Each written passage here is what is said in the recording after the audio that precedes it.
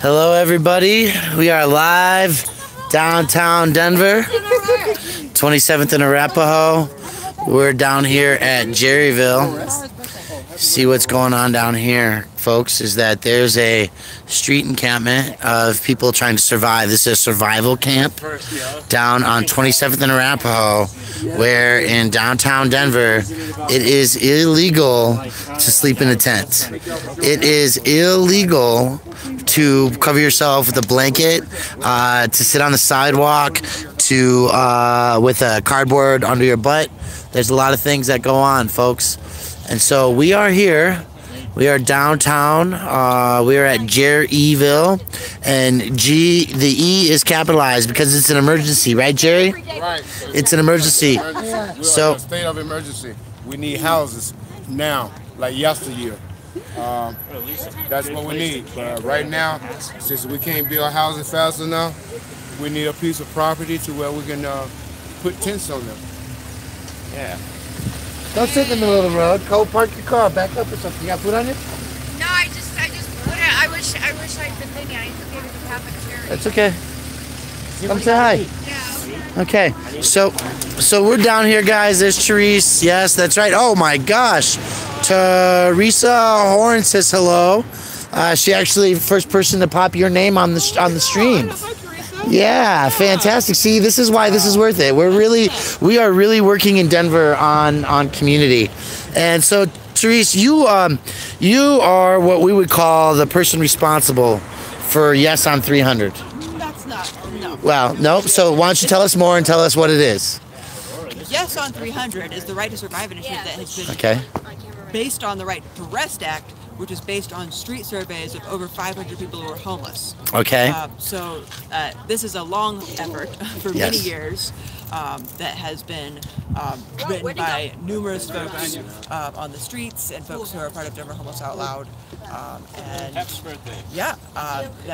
It's a many-pronged, many-people, long-haul fight that's brought us to this point. All right. And so hundreds of people? Hundreds of people, yeah. Hundreds of people. Absolutely. And you've gone through lawsuits? Gone through lawsuits. Hearings at the state capitol for multiple years? Yep, 4 years at the Capitol, 3-year-long class action lawsuit, and much more. Okay, so this isn't like just some fly-by-night project for you? No. Okay. Past 7 years we've been fighting for this. And what brought you to desire to fight for the rights of homeless people or underhoused community members? So we kind of have a crisis in this city, as is apparent, where folks don't have anywhere to reside, and where the very act of using a blanket is a crime. So I spend a lot of time on the streets and see this firsthand, and believe really strongly in the voice of directly affected people being what directs the work that we do, and so that's why we started Denver Homeless Outloud. We did a survey of over 500 people on the streets about the effect of the camping ban. The findings were striking and disturbing, to say the least. Significant percentage, 66% of the people we surveyed had moved to a more hidden or secluded area where they were less safe, and on and on. And so, yeah, so from there, we couldn't just give up the fight after learning the direct effects from over 500 people who are living on the streets. So we continue that fight forward. And so many of my followers actually have heard me say that they have directly increased the statistics of things like rape in the city of Denver by creating a law that moves women where they are not allowed to be seen visibly in public sleeping. And we reference the 16th Street Mall as one of those places where outside of Skyline Park there was a bathroom at the Federal Mint. So you're what is your job title with or your title at Denver Homeless Outloud? We're all organizers. So you're an organizer? Group, so everybody is an organizer. Okay. And everybody takes their own roles, and we all have our own little niches that we feel. And a lot of us in the group dedicate a shit ton of hours to this work, and that's what we do. We just do it because we got to do it. Yep. And so I originally put this camera out because I wanted to ask you to expose some truths, like dispel the myths, if you will, on Proposition 300, the right to survive in Denver, Colorado. One of the things that we were talking about is that, see, this is a median between the street and the sidewalk, and it's considered public space. And of course, for those who don't know, the fenced-in area behind us is the former housing project, land owned for community housing. It was bought by Denver Housing Authority. So it was sold to another developer. Okay, so it was bought by the Denver Housing Authority. It should have been land used for low-income, affordable housing, but it's being sold off for the highest dollar price. And so we're talking about myths about 300 because it was written, as you were telling me, by a variety of people and processes that included legal counsel, and that the initiative is designed to give specific rights to people. And everybody's up in arms about the idea that a law could be written by the people of the city of Denver, and that corporations would spend over $1 million to spread lies about that law. So one of the lies is that citizens who are camping would be able to take over every city park. And I've been trying to tell people that what the initiative would actually do would open up the allowance for the city of Denver to create a couple of campgrounds with rules and regulations. Would you like to talk about that in any way? So this does not overturn park curfews. If you read the language of the initiative, it's specifically for spaces that are accessible to the public. So that means public space that, by pure nature of it being public, you can be in it already. If it's not accessible to the public, aka it's closed, or it has park curfew, or it has a fence around it, then those spaces are not available for these basic acts of resting. So specifically accessible to the public, park curfews would not be overturned. The zoo is not become a place where homeless people can suddenly rest, which is literally what the city attorney and the opposition are saying, is that homeless people are going to go flood and live in the zoo, in the botanic gardens, and the museum, all of these spaces that are very clearly not protected by the language of the initiative, which is for accessible public space. And these are perfect examples of the way that the city attorney and the opposition, which are one and the same, as much as you'll hear from the city attorney that they are neutral, they are one and the same with the opposition. They are under Mayor Hancock, who is directing this whole shit show. So anyway, yeah, the fear tactics that are coming out here are so broad as to say homeless people are going to take over the zoo, which is simply not. I'm a resident of the community, and I don't want to take over the zoo. Yeah. Right? I want to be able to go and visit it. Yeah. I love it. Right? Go. You know what though? It's funny how 30 years ago, when this was all people of color staying over here, nobody wanted to be here. People were sleeping all out in front of a yard. No one said a thing. No one raised an eyebrow about camping, sleeping outside on a blanket or a sleeping bag or a tent. No one said anything. All of a sudden, the big dollar move in over here, and now all of a sudden, the one thing that everybody have a right to do is being antagonized. That's wrong. Yeah, so I'm the fun thing about live, Terese Howard says that she would love to take over the zoo. So I thought you would appreciate that. You know, while we're in here and there are people live and I have moderators, would you tell us the name of your organization again, the website to make donations to the Yes on 300 program effort? So, the initiative. Denver Homeless Outloud, but the initiative has its own website, which is denverrighttosurvive.org. And if you go to that website, there's a link to donate. You can ask for a yard sign. You can sign up to volunteer. So that's Denver Right to Survive.org. And that's the word T-O, not the number 2 or T-W-O, but right, Denver Right T-O to Survive.org. And folks, this is what we're doing over here.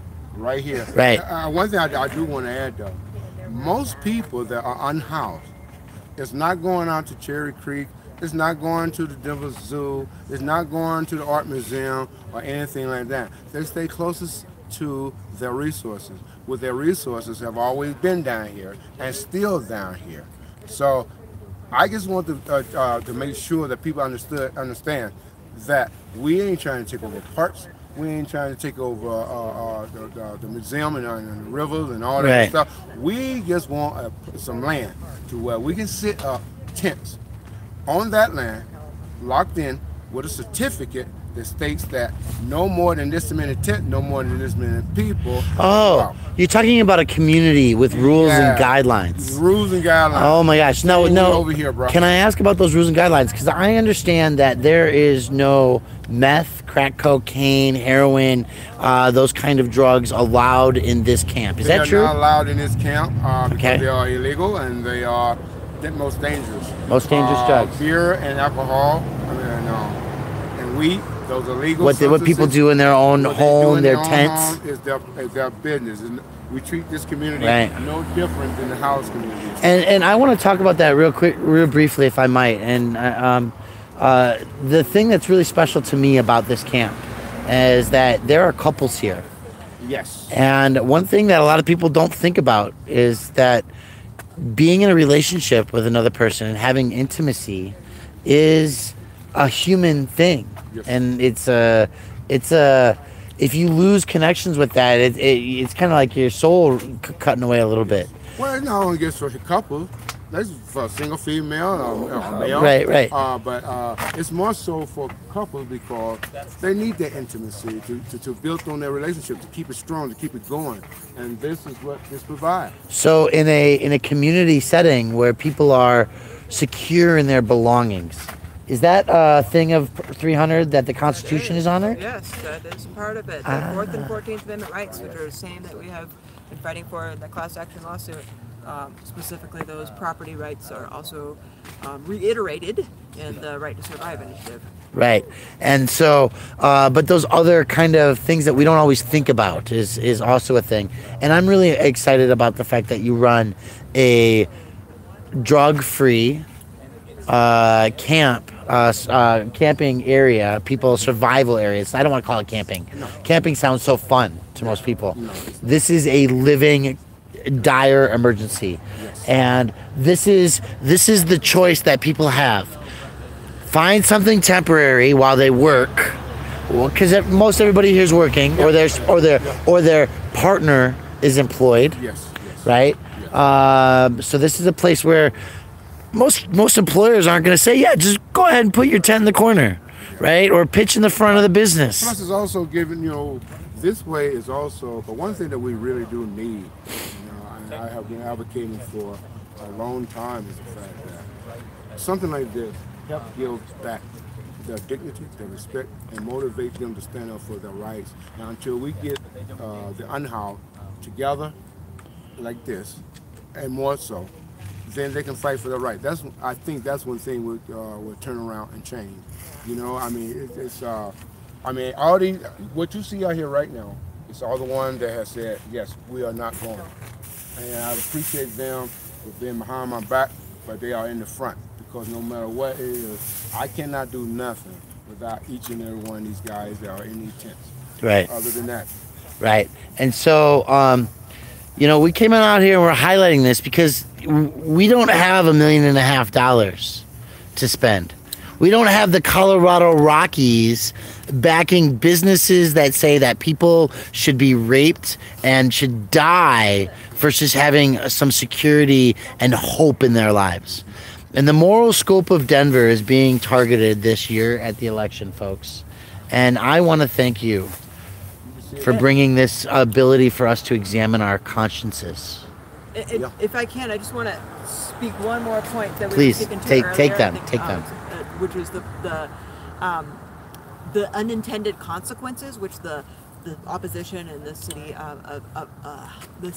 I can't talk right now. Yes. Attorney, the city attorney and the opposition speak endlessly of unintended consequences, and I ask folks to compare that rhetoric to those in the civil rights era, those in the 60s against immigrant communities, against black folks, against LGBTQ community, where again and again and again you hear the same sort of rhetoric about how unintended consequences are going to wreak havoc in our city, and we're going to have these scary people coming and taking over our spaces. Wait, is that kind of like what you're saying? Like if the scariness of white people with dark skin colored people marrying or eating at the same table? These same types of rhetoric. Same of unintended consequences and scare tactics. So with that, and with the 150 million, 1.5 million. My brain is totally dead. It's okay.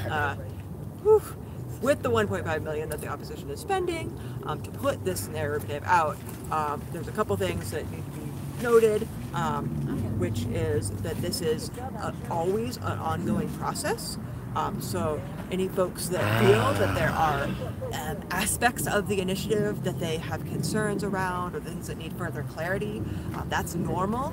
That happens with almost every citizen initiative, and just because this one is particularly controversial and contentious with this extreme budget of hate being pushed against folks who are homeless trying to survive and perform basic human rights, which are specifically limited.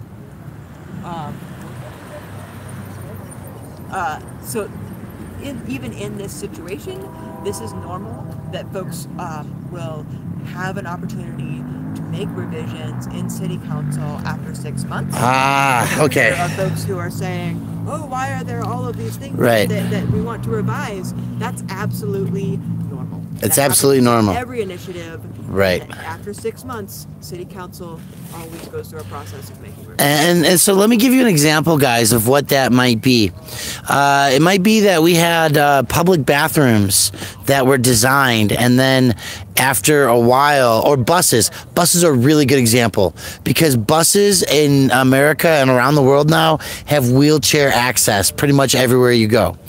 But when they originally built buses, that wasn't the case. And people who lived in wheelchairs, through their ability to access and get around the community, they had to fight for the right to get on a bus, for there to be ramps made so that they could get into the library, so they could get into the bathroom, right? So that there were stalls that were wide enough. And they named rights. And they named those things as rights. Enacted rights, and, which is the same exact thing we are fighting for right now. Basic rights. And so a human being who has had a medical condition or a accidental injury or something along those lines and cannot work might lose their pay, and their right to not be jailed because they lost their ability to have a roof over their head is a human right. The right that their property that they would have the ability to have on their person or to move with around, that the things they need to survive, those are human rights. The Constitution protects us in our property and our possessions, right? So these things are, folks, are the considerations that we're talking about, and the idea that that when there were buses made and mass transit rules or things like that, that they had to modify the rules to allow other humans the right to the same access of services. In this case, it's a right not to be jailed for breathing, right? People out there that we are in the office, they have not read the Constitution, nor have they read the Colorado state Constitution, and that is why we are in this. That's why we are fighting to get those rights back, because they did not understand, because they never would have learned or taught that. And majority of them, if they should have learned it in law school, for one. But this is about just keeping a person's dignity. This is about rights. It is about rights. It's about right. I know there's no other thing, no other way you can put it. This is about right. And any time that you take and spend $1.5 million on taking another human being rights, something is wrong with that picture. That telling me that you know what you're doing, and this is by design by them. That's right. So it's all about rights, folks. And I want to thank you. This is Brian Loma, Cut the Plastic, with Jerry Burton and Terese. Tell me your last name again. Howard. I'm losing it a little bit. We thank you all for joining us. And remember to market, tell your people, Yes on 300 for the right to survive, and go back to that website.